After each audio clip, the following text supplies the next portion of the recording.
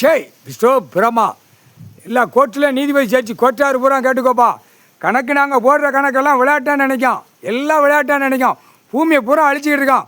நீங்கள் அமர்ந்து இருக்க போய் தானப்பா வெளியில் ஆடுதான். நீங்கள் எந்திரிச்சா தானப்பா அதுக்கு நடைமுறை வரும். நீங்கள் நீதிமன்ற கோர்ட்டை விட்டு வெளியே எந்திக்கணும்.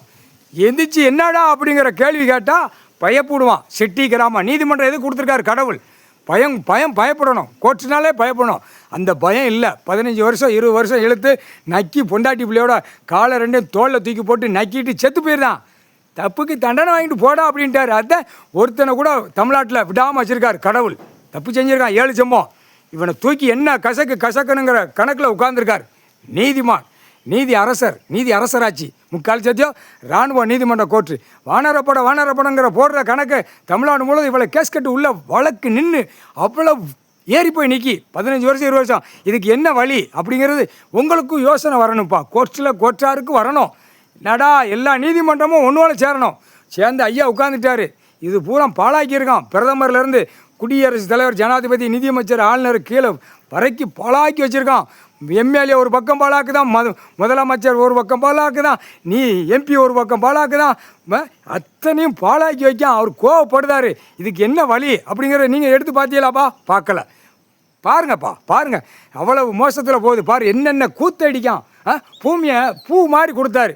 வச்சு சாப்பிட்டுக்கோங்கடா, நல்லா விவசாயம் பண்ணி சாப்பிட்டுக்கோங்கடா, சந்தோஷமாக போங்கடான்னு தான் கொடுத்துருக்காரு.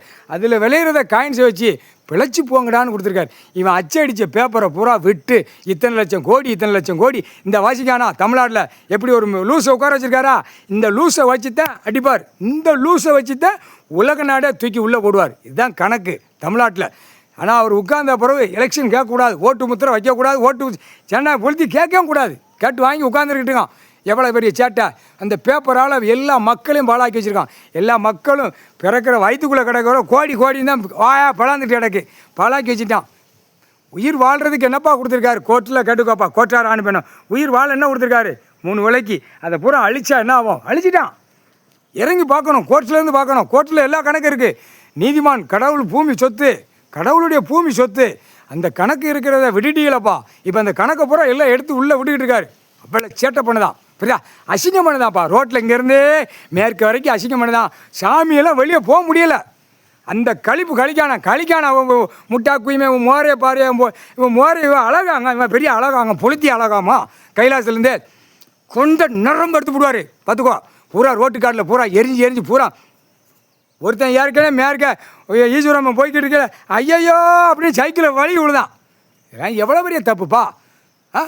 நடு ரோட்டில் உடச்சிவன் இவன் அழகாங்க, அழகாக இருக்கானுங்க, இவன் அழகை கழிக்கானாங்க. முட்டா குதி பார்க்குற 2ஆம் நம்பர் புளுத்தியை பாக்கியாடா.